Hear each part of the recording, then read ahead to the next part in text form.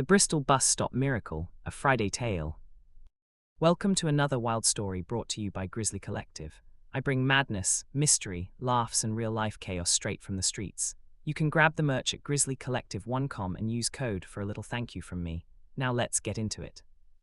It was a cold mid-November Friday morning in Bristol, the kind where your breath hangs in the air like you're vaping against your will.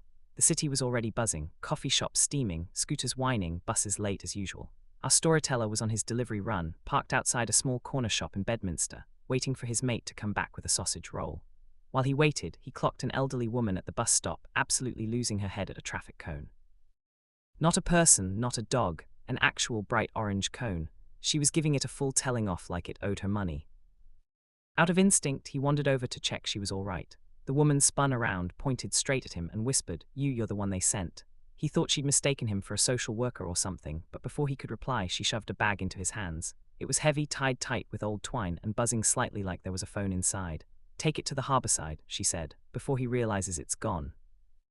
Then she marched onto the next bus like nothing happened and disappeared down the road. His mate came back with the sausage roll, took one look at the bag and said, "Bro, if that's a bomb, I'm getting the first train out of Bristol." But curiosity took over, so they jumped back in the van and headed for the harbour side. The bag buzzed again, louder this time. He pulled over by the water, heart going, and finally undid the twine. Inside was a massive tortoise wearing a tiny knitted jumper. They stared at it. The tortoise stared back like it wanted a refund. Attached to the jumper was a note, "Do not let Gildnear water. He is a runner."